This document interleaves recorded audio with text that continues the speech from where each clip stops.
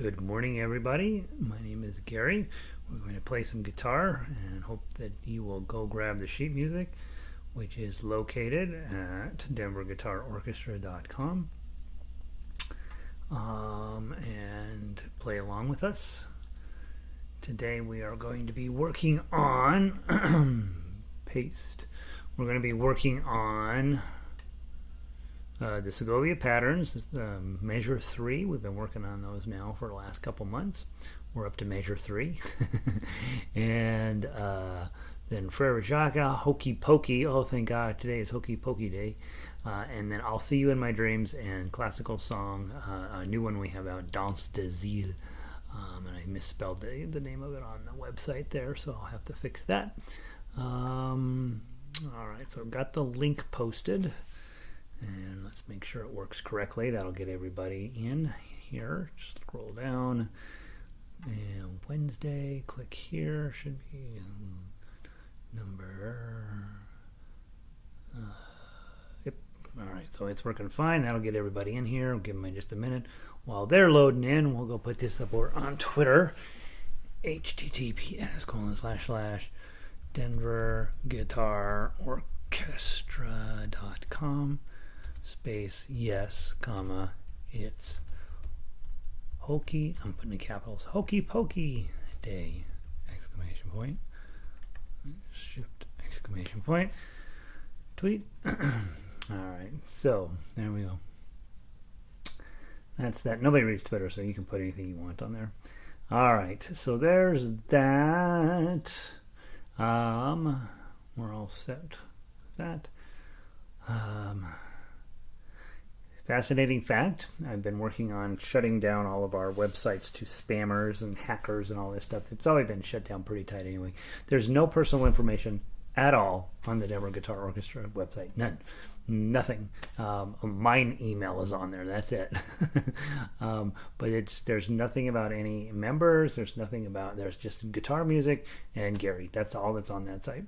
And I had, since last night, since midnight, 1, 2, 3, 4, 5, 6, 7 attacks on that website trying to break in. And you're just like, come on, China, you can find better things to do with your time. I guess they're busy trying to get our copy of Hokey Pokey. That's what I think they're up to, which is sitting on the front page. They can have it. If they went in and scrambled the entire website, it would take me about 10 minutes to rebuild the website. I don't know what they think they're up to. I don't think it's there. I don't think there's any human being doing it. I think it's a robot. That's what I think, but who knows?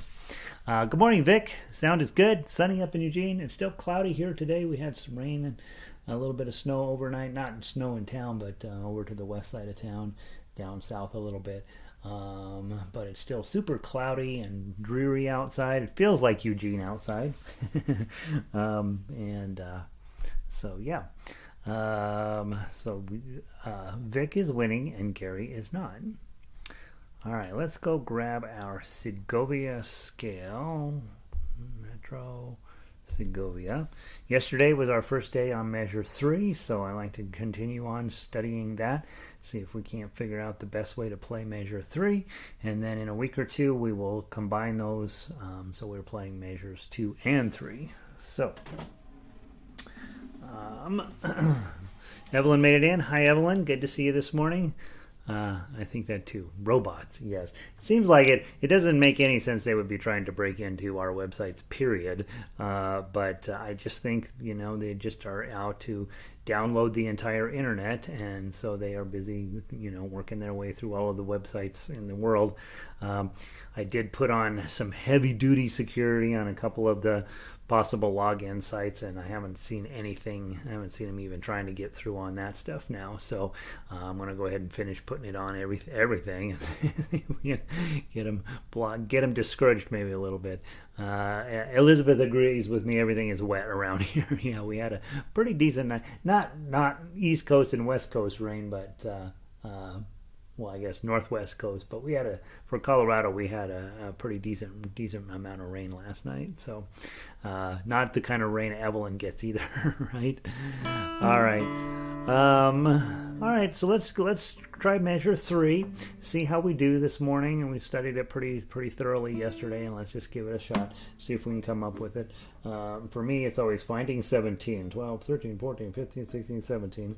So I do have a dot on 19, but I don't seem to find it particularly helpful. I may put a dot on 17 and a dot on 15. All right, so let's go from 17 down to the end, from real slow, because I need to go slow. 1, 2, 3, 4.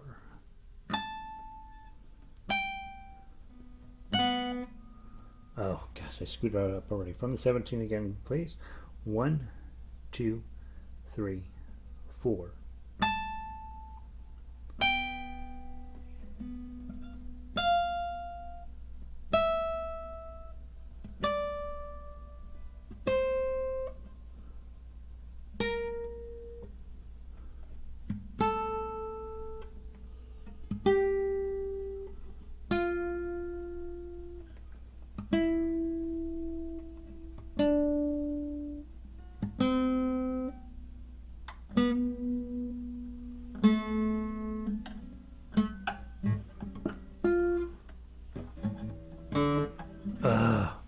Completely lost my space. From the top. Sorry guys, I'll get it. 1, 2, 3, 4.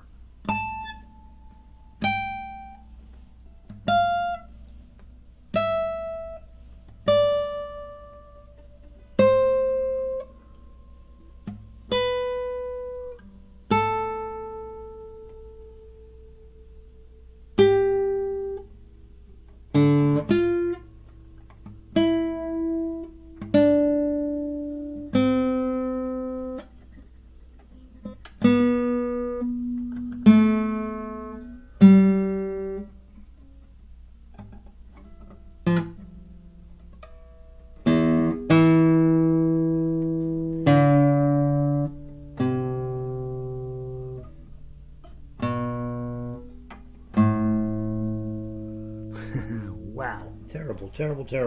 Yesterday I got it pretty close. Today I'm a mess. I'm supposed to know what I'm doing here. From the top, one more time, a couple more times. 1, 2, 3, 4. 17, 15, 13, 12, 10, 13, 12, 10, 12.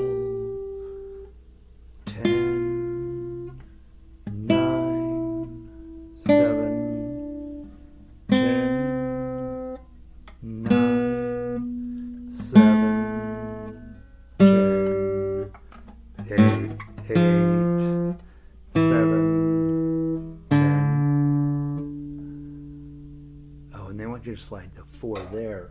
8. Alright,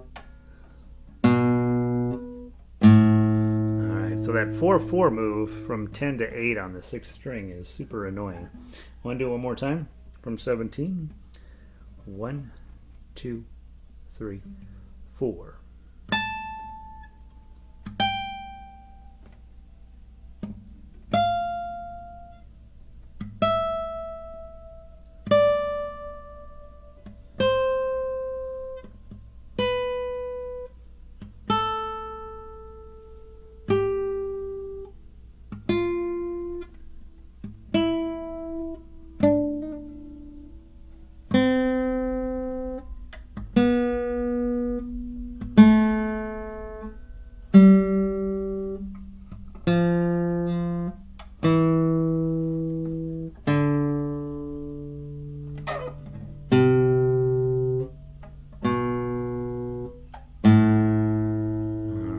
Super annoying. It's that 10-8 with both pinkies.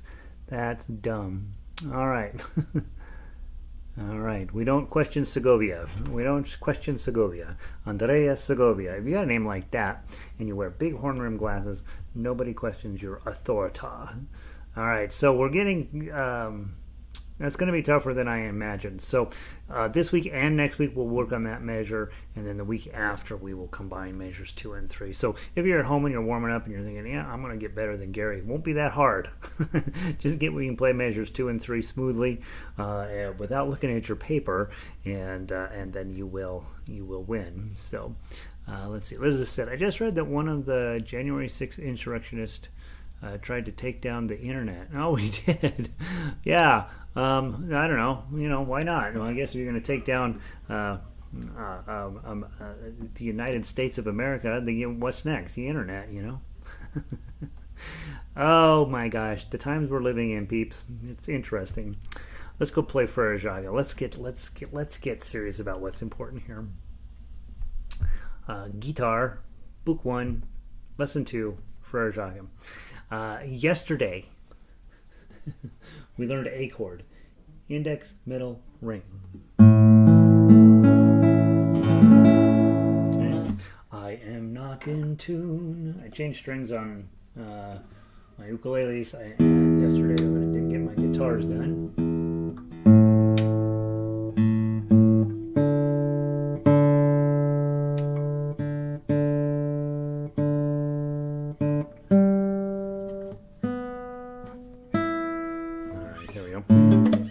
A chord, index, middle, and ring. Everybody in the second fret, strum from 5 down.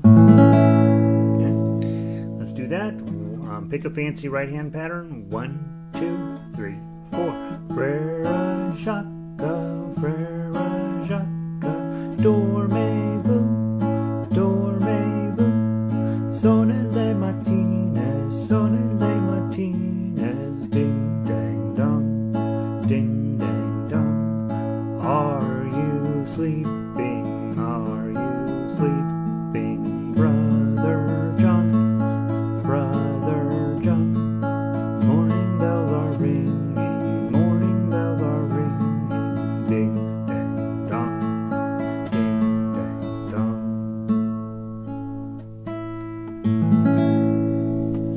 There we go.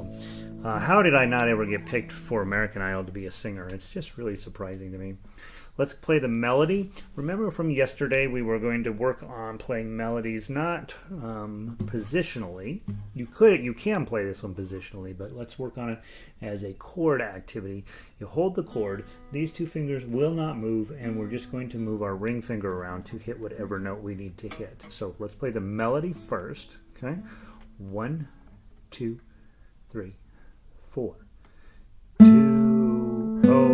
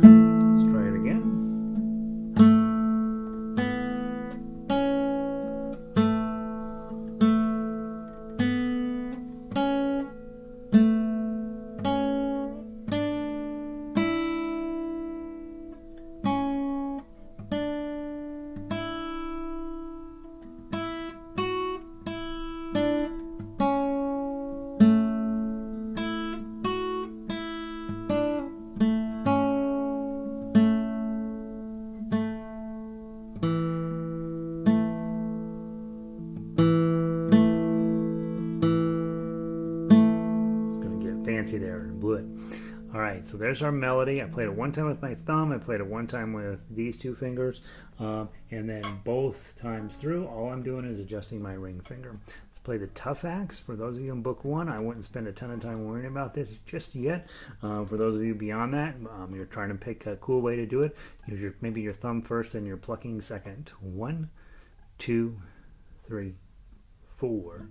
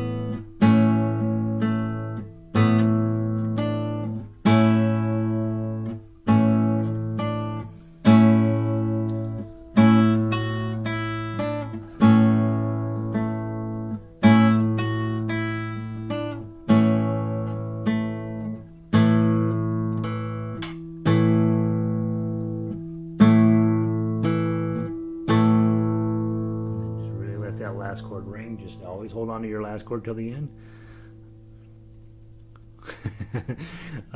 Elizabeth has been peeking ahead to our 1 o'clock class today for my new Frère Jacques that I posted for ukulele. I'm calling it Frère Jacques ennuyeuse,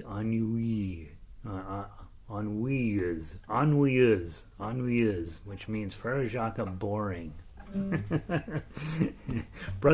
Boring brother John. And it is quite an opus, isn't it, Elizabeth? I was working on it today going, I don't think I can play this. All right. There is Frère Jacques, Lesson 2, Book 1. So again, those of you guys that are newer, that's important stuff. There's nothing on that page you're not going to be using every single day going forward. And so if there's any parts of this sheet music that you're like, I'm not exactly sure what the heck's going on here, make sure to ask questions in the chat bar or send me an email, text me, whatever it takes to get you up and running on this. These first 2 songs, quite honestly, have almost everything you're going to use as a guitarist for the rest of your life. The only thing that's not on these, we don't talk about switching chords, right? Because we're just learning the right hand techniques primarily. And then we don't really spend very much time talking about different types of rhythm, right? We're just taking 1, 2, 3, 4, 1, 2, 3, 4, 1, 2, 3, 4. And we will begin looking at different types of rhythm when we get to Row, Row, Row Your Boat. Well, and frankly, Farmer in the Dell in the next episode. So those 2 pieces of paper, Brother John and Frère Jacques, if we can get those solid in your head is what's going on those pieces of paper. The rest of this program is just more of the same. All right. Hokey Pokey. I know. You're thinking, oh, thank God, it's Hokey Pokey Day. I love Hokey Pokey. We're going to play all 18 verses. We're going to play about 2 verses before we want to die. The important part here is with Hokey Pokey, and we've probably talked about it before, but it stands repeating. Your C chord is kind of hard to do, and it's going to turn into a G7 a lot of the times. So when you're thinking about, and I struggle with this too, so just know it's not just you. You've got to make these 2 fingers go up and this one go down to get to your G7. And then you go back, up and down. What I have done over the years is try different techniques of this, then this, and then this, then this, right? And then I've tried, let's do it simultaneous, plunk, which I miss all the time, plunk. Okay. I have tried doing it the opposite, anchoring this first and then these guys up and then pulling this guy back and this one. The challenge is usually you're doing a down strum and you really want to get these 2 fingers placed first if you can. And so this is not unimportant stuff in that C and G7 will come up, and they are probably among the harder things you have to do in chord changing. Let's play it a couple of times. 1, 2, ready. Oh, it's really a 3-beat countdown. 1, 2, 3. You put your right hand in, you put your right hand out, you put your right hand in, and you shake it all about. You do the hokey pokey and you turn yourself around. That's what it's all about. Put your what else you do? Left hand in, you put your left hand out, you put your left hand in, and you shake it all about. You do the hokey pokey and you turn yourself around. That's what it's all about. All right, so that's it. That's I would only use this song to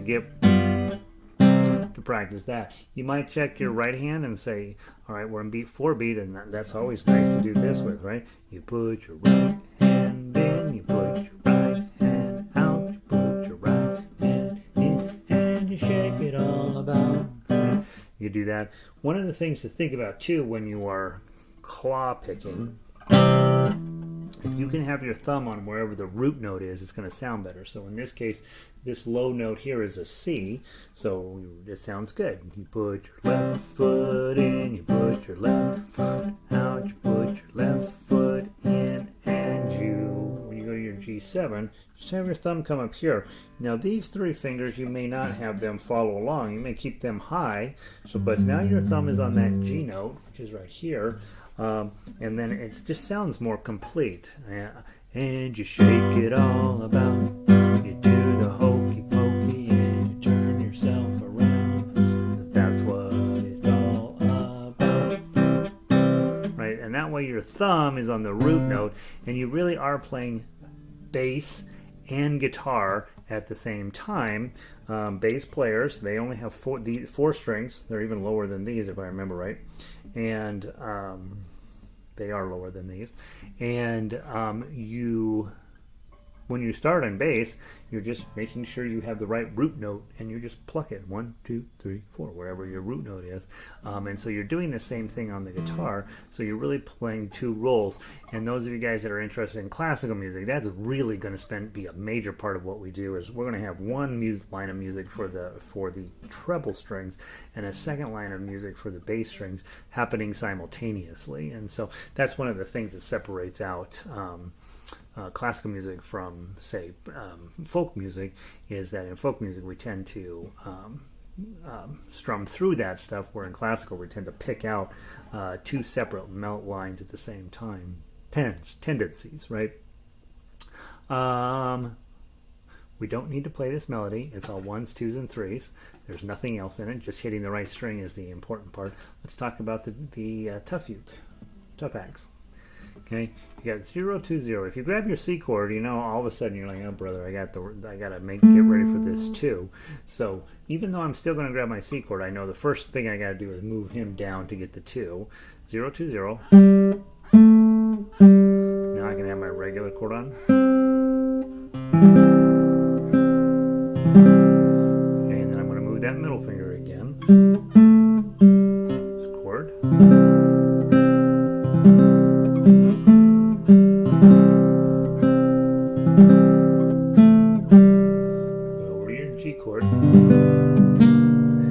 It's interesting, your ring finger has to go clear up to the third string here, right? We're used to having on the G chord having it be on the second string or the first string, but in this case you've got an A sharp right there up against a G7, which is very, very fascinating. That's the note, that's the melody, because it doesn't seem to fit. You can see up in the standard notation that sharp sign that tells you, hey, this sound is going to be weird. It doesn't necessarily belong in the rest of the stuff you're doing, which kind of makes the song gadgety and kind of fun.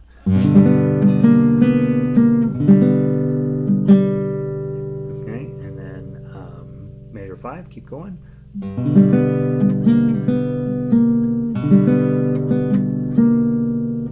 Oh, and then you got to get that 2 hanging out in the middle there.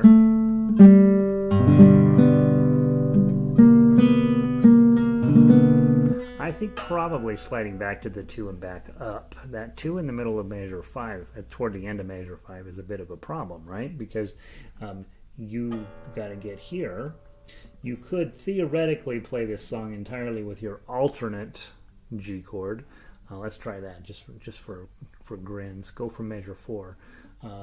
Alternate G chord. Use your pinky on the 3. 1, 2, 3, 4.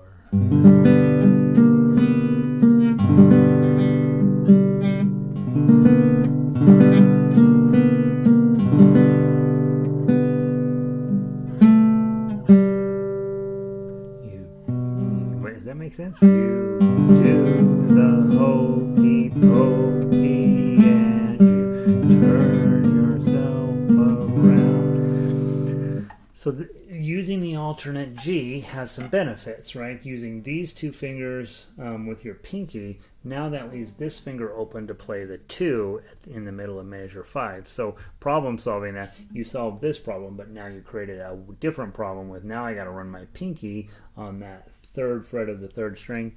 Might make some sense, right? And on 1, it teaches your pinky to do the work, and that it's going to need to do anyway. And so I'm making myself a note and putting alternate G down there, so that I'm going to use, so I'm really actually am using that G7 shape.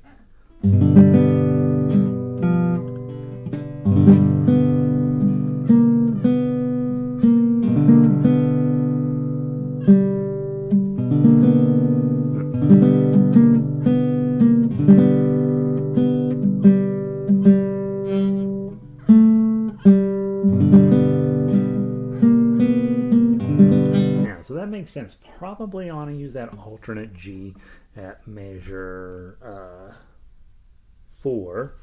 And then that way you can get the 3s and the 2 and you don't have to move anything. If you go on to page 2, 1, 2, 3, 4.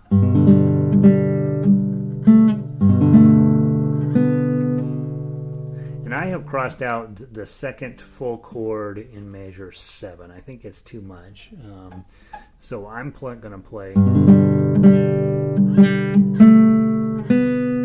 just play the 2 by itself rather than the chord underneath it. It feels like you need to have that moment of that A note transitioning you back into the C chord. That's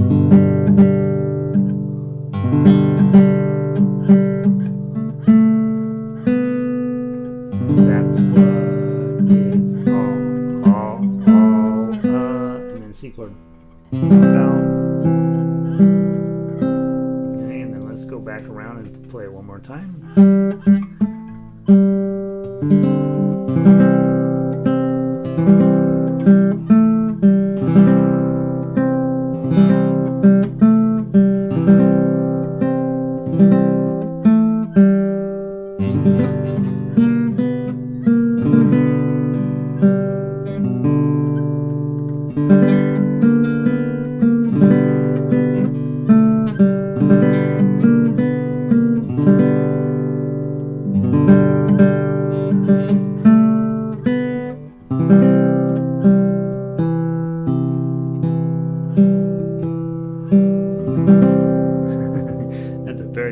Ending. I guess by the time you get to measure 8, you are so sick of Hokey Pokey that having a nice long outro makes a lot of sense, right? So you're never going to really play it as a tough axle song anyway, but there are plenty of kind of cool skills to work on in there. So if you're thinking, yeah, I want to work on a skill today, grab this one and do it. Probably you're always going to strum and sing it, but there are other ways. Now on the arpeggio that I put here, I have it coming down.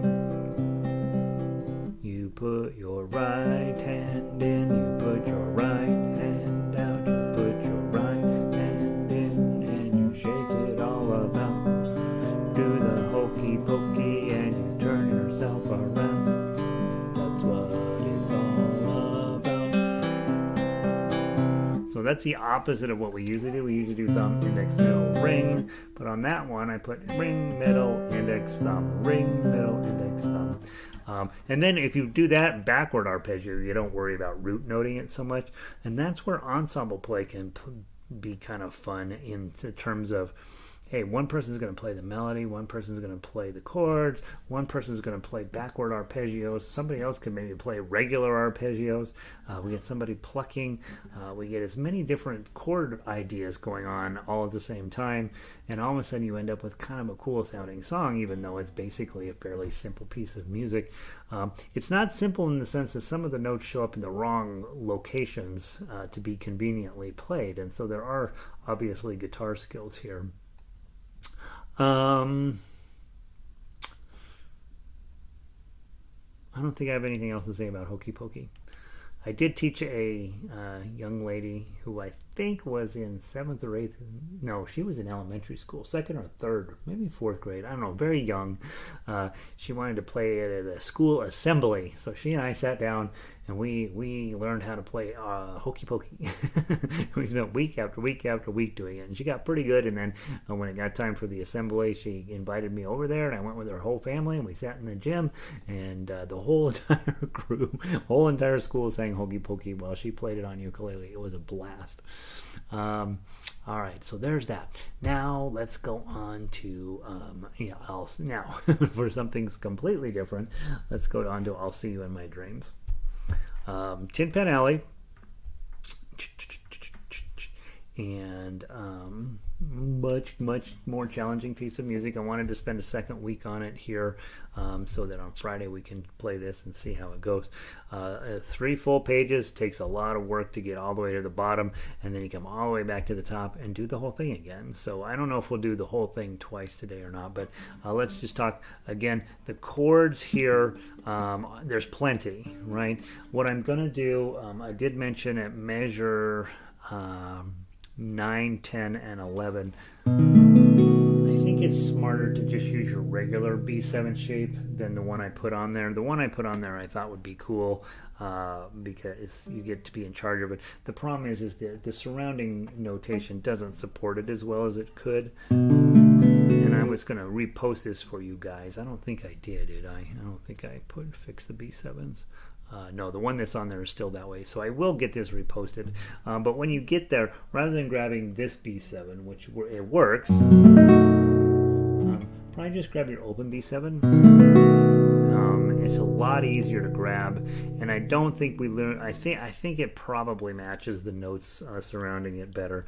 So I would change that, and that's the only place that it needs to be changed.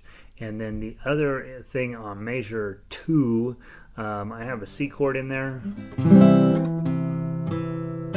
but the chord in the measure is actually a C7, so you can play what's written, but it'll sound a little cooler if you actually use a full C7 in there. So, and I'll put that in when I do the rewrite. So one thing that I think is just going to be easier to play, and one that's probably a straight up typo. All right, so let's run through the chord. Let's sing it real quick. It's a cute song. 1, 2, ready, sing. Though the days are long, twilight sings a song of the happiness that used to be. Soon my eyes will close, soon I'll find repose. In my dreams you're always dear to me. 2, 3, 4, 1, 2. I'll see you in my dreams. 1, 2, 3, 4. Hold you in 4 in my dreams. 4, 1, 2, 3, 4. Someone took you out of my arms.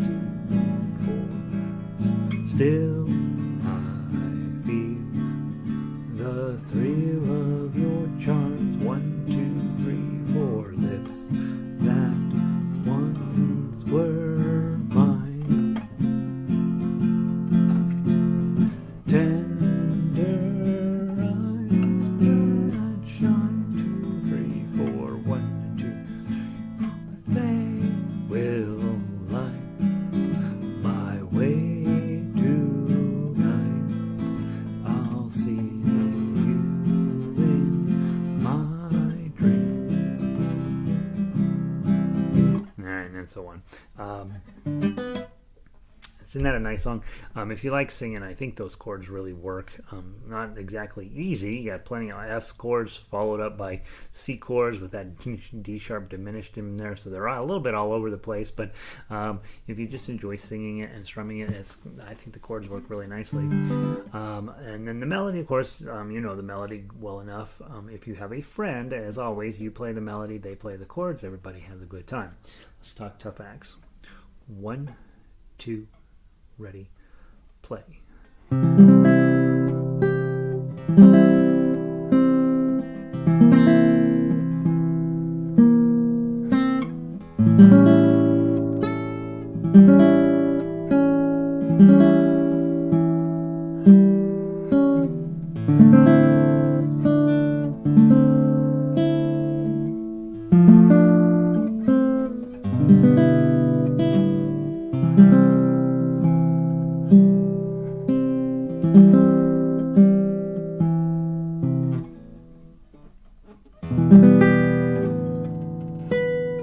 Regular B7.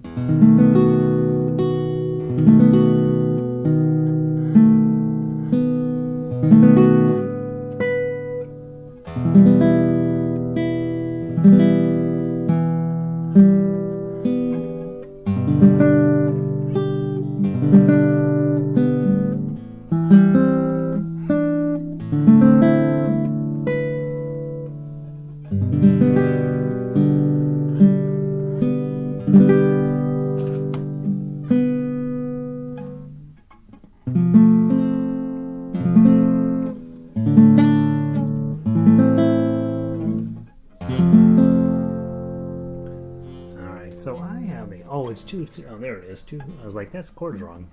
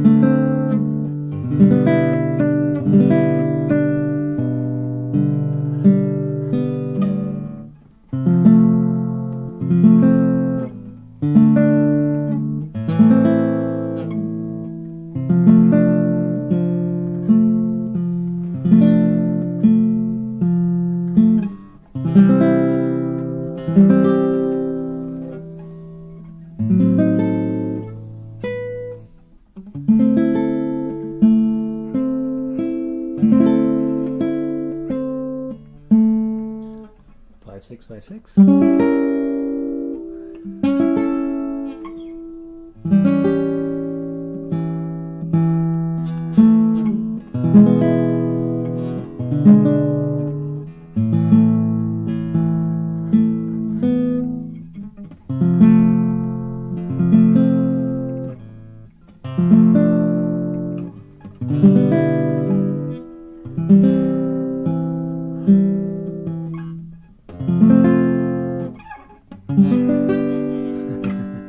That's fun. I like that bar chord motion there. Let's do it one more time, and then we'll talk about the classical song today. Again, I'm playing kind of fast. It's supposed to be 120. We're playing about 90 or so. But at home, take your time. You can play this at 60 and it's still going to sound great. So make sure you're giving yourself plenty of permission to get the chord on, and then it really does play pretty smoothly if you can get the chord on. Okay, and that's the big challenge because the chords are hard. From the top, ready, play.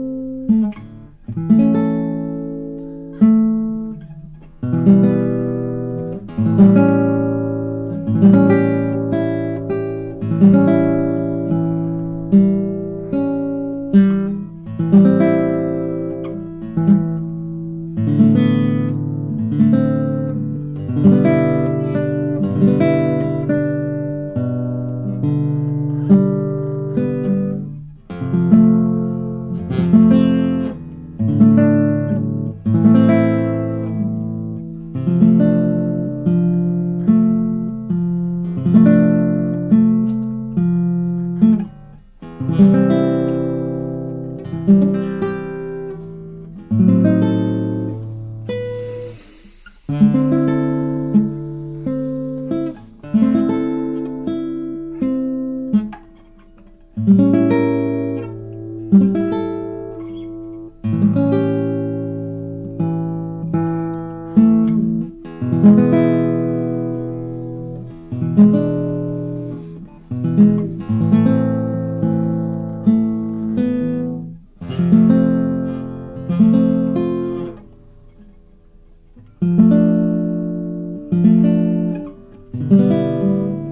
ending.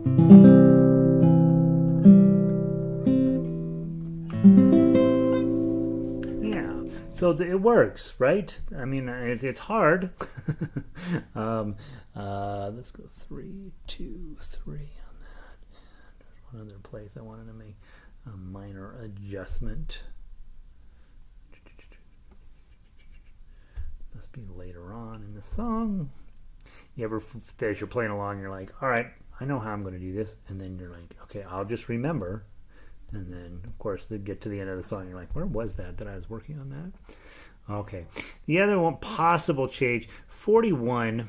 You've got this crazy diminished shape, 5, 6, 5, 6. And then, honestly, you know, you're supposed to switch to this. I guess it does sound good. Or you could just play the 5.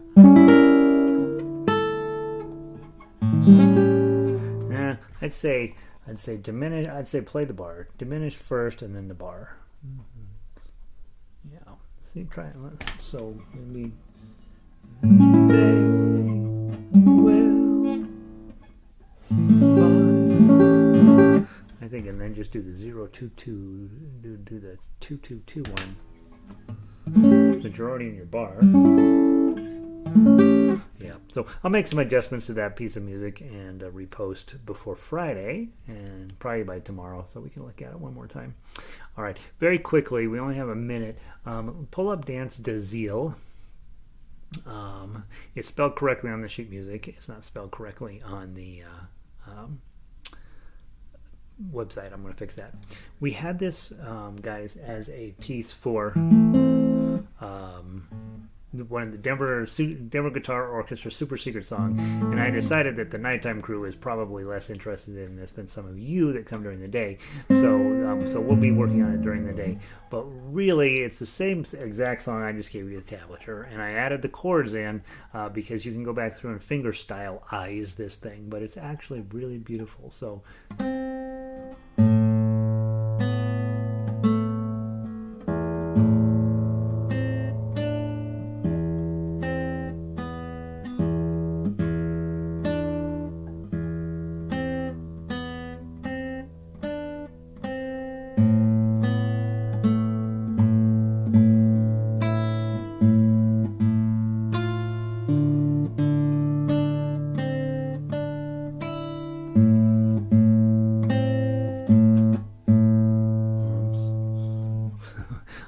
Why isn't that going?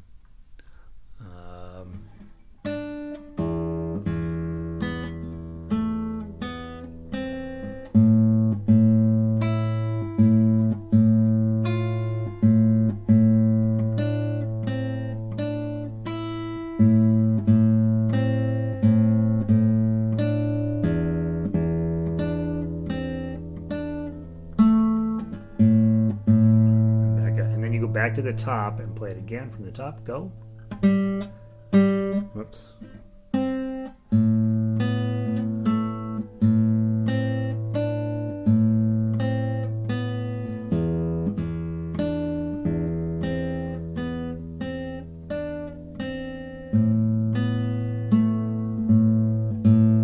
Now the original sheet music does have the fine ending at the end of measure 8. In my mind, you should stop playing on the first beat, right? Bum, because that's an A and it finishes out nice. But the original sheet music does have you finishing at the end of 8. You could decide that. By the way, if you put in a chord at the first beat of every measure, this sounds way cooler.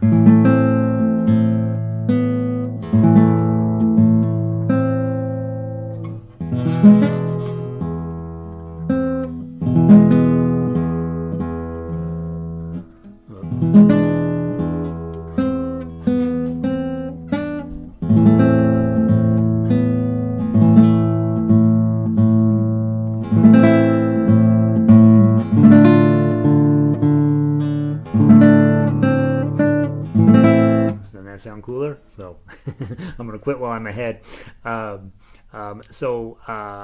Then play through it a few times over the next couple of days. Let me know what you think. If you are feeling like, hey, I really need, you can go grab the original sheet music, Denver Guitar Orchestra, Super Secret Song number, whatever. You can go and double check fingering.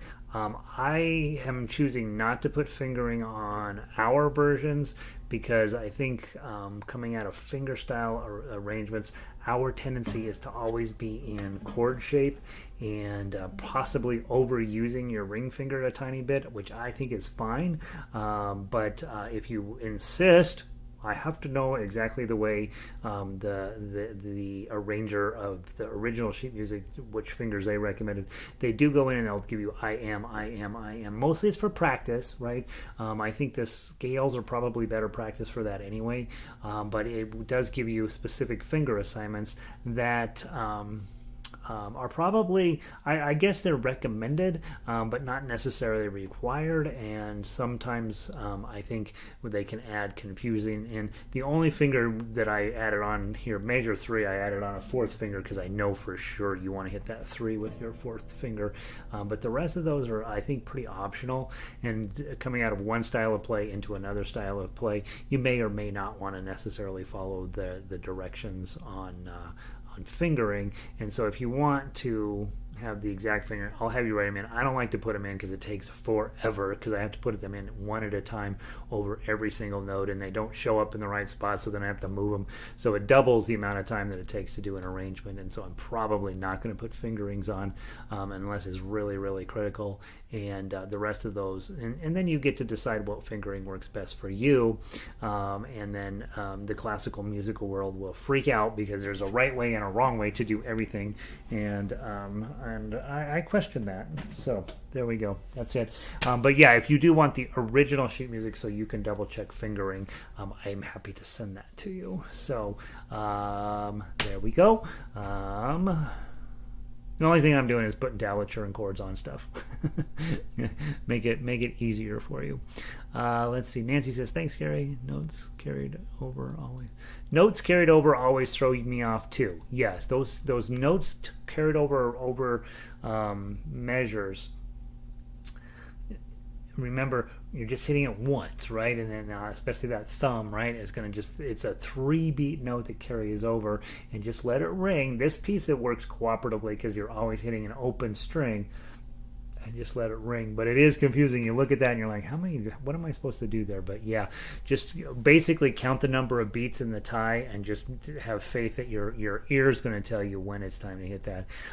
A lot of times when arranging pop music, we'll take out that ties over measures because usually that represents the singer came in early and they wrote that down on the piece of sheet music. But as an instrumentalist working on a solo presentation of the song, you can just get rid of those. So it does not, it makes the playability much better, and it doesn't hurt anything, so yeah, you don't see a ton of that in the popular stuff we work on, but you'll see lots of it in classical. Vic, you're welcome. Thanks for being here. Thanks again. I'll see you in harmonica class. I got to get going. We got 5 minutes to get there. I don't even know what we're doing over there today. Have a wonderful afternoon, you guys. If I see you in ukulele, I got 3 really hard pieces to work on today. And then in harmonica, we always have fun in harmonica. You should buy a harmonica and come join us. And tomorrow, Segovia scale again for Jacques, Hush Little Baby, and Kumbaya. It's a new arrangement for guitar. I've never done Kumbaya on guitar. We'll find out if it works, and we'll probably also try playing the classical song. We should have time to squeeze that in tomorrow. So have a wonderful day. I will try to repost the classical song by the end of the day today, and I will see all of you mañana. Have a great afternoon, everybody. Peace.